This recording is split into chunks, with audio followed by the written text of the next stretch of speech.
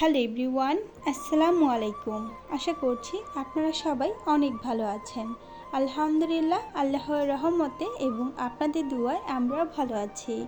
আজকে আমাদের উপরের ফ্ল্যাটের ভাড়াটিয়ার ছেলের বিয়ের অনুষ্ঠান, তাই সেখানে আমাদের দাওয়াত দিয়েছে। আমরা রাতের বেলা গায়ে হলুদে যাব। দুপুরবেলা আমার মেয়ের পছন্দের রান্নাটা করে নিচ্ছিলাম। ঘরে ফ্রিজে মুরগি ছিল, ভাবলাম মেয়েকে রোস্ট করে দেই আর পোলাও রান্না করে দেই। এগুলো খেতে আমার মেয়ে অনেক পছন্দ করে।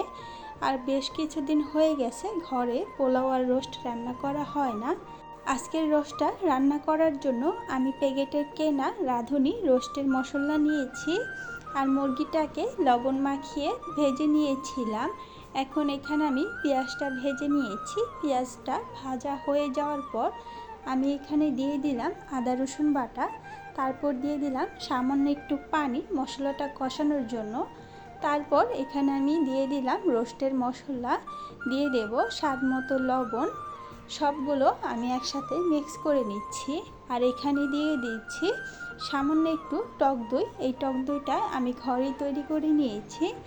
এখন দিয়ে দেব একটু টমেটো সস। সবগুলো উপকরণ দিয়ে দেওয়ার পর ঢাকনা দিয়ে ঢেকে মিডিয়াম আঁচে মশলাটাকে আমি ভালোভাবে কষিয়ে নিয়েছি। এই পর্যায়ে আরেকটু ভালোভাবে নেড়ে মিক্স করে নিচ্ছি। এইভাবে রোস্টটা রান্না করলে খেতে অনেক ভালো লাগে আর খুব কম সময়ে রোস্টটা রান্না হয়ে যায়। এই তো মশলাটা আমার কষানো শেষ, উপরে তেল ভেসে উঠেছে। এই পর্যায়ে আমি এখানে ভেজে রাখা মুরগিগুলো দিয়ে দেব। আমি আজকে 2টা মুরগি রোস্ট রান্না করছি। সবগুলো মুরগি দিয়ে দেওয়ার পর সামান্য একটু পানি দিয়ে আর 4-5টা কাঁচামরিচ দিয়ে এগুলোকে ঢেকে রান্না করলেই হয়ে যাবে খুব কম সময়ে মজাদার রোস্ট রান্না। বাসায় আমি রোস্ট রান্না করে দিলে আমার মেয়েটা অনেক মজা করে খায়, সে অনেক পছন্দ করে। এই তো আমার রান্নাটা কিন্তু প্রায় শেষের দিকে, আর আমি অন্য আরেক পাশের চুলায় পোলাওটা রান্না করে নিচ্ছিলাম। যেহেতু আমার ছেলেটা ঘুমাচ্ছে তাই আমি রান্নাটা অনেকটা তাড়াতাড়ি করে নিচ্ছি, যাতে সে ঘুম থেকে ওঠার আগে আমার রান্না করা শেষ হয়ে যায়। আমার রান্না বাড়া শেষ। এখন আমি আমার মেয়েকে দুপুরের খাবারটা খেতে দিয়ে দেব। আমার মেয়েটা তো অনেক খুশি হয়ে গেছে যখন শুনেছে তার পছন্দের রান্নাটা আমি আজকে করেছি। সে খাবার খাওয়ার জন্য বসে পড়েছে। আমি তাকে তার পছন্দের প্লেটটি বের করে তারপর খেতে দিলাম। সে আরও বেশি খুশি হয়ে গেছে। আর আমার ছেলেটাও যেহেতু ঘুম থেকে উঠে গেছে, তাকেও আমি একটু খাওয়ানোর চেষ্টা করব। দুপুরে সবাই আমরা খাবার খেয়ে নিয়েছিলাম। বিকেলে আর তেমন কোনো ভিডিও করা হয়নি। আজকে সন্ধ্যায় হঠাৎ করে অনেক ফুচকা খেতে ইচ্ছে করছিল, তাই বাইরে গিয়ে ফুচকা কিনে নিয়ে এসেছি। ফুচকা কিনে আনার পর মনে পড়লো ঘরে কিছু ফুচকা রয়েছে, সেগুলোকে আমি তেলে ভেজে নিয়েছি। এই ধরনের ফুচকাগুলো আমার ছেলে মেয়ে দুজনই অনেক পছন্দ করে, তারা এগুলোকে বল বলে। এখন আমি তাদেরকে সেগুলো খেতে দিয়ে দিয়েছি। আর বাইরে থেকে যেগুলো কিনে এনেছিলাম সেগুলো আমি খাবো। ফুচকাগুলো আমি প্লেটে ঢেলে নিয়েছি।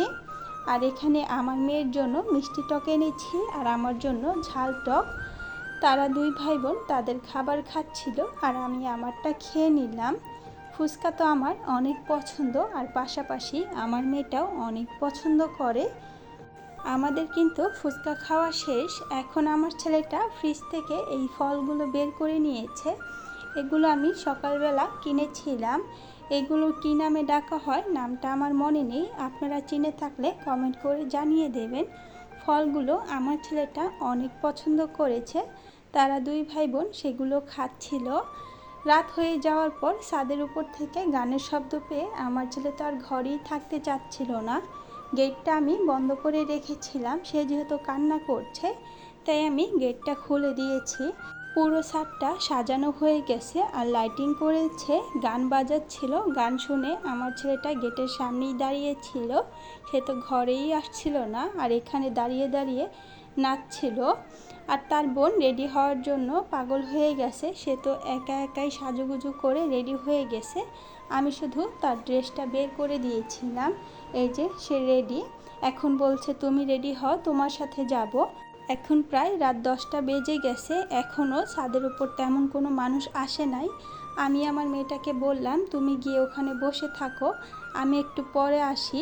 কিন্তু সে আমাকে ছাড়া যাবে না, আমার সাথেই যাবে। তাই তাকে আমি টিভি ছেড়ে দিয়ে আমি রেডি হয়ে নিলাম। এই তো রেডি হয়ে আমরা চলে এসেছি মানে আমাদের ফ্ল্যাটের সামনেই খোলা ছাদের উপর অনুষ্ঠানের আয়োজনটা করা হয়েছে।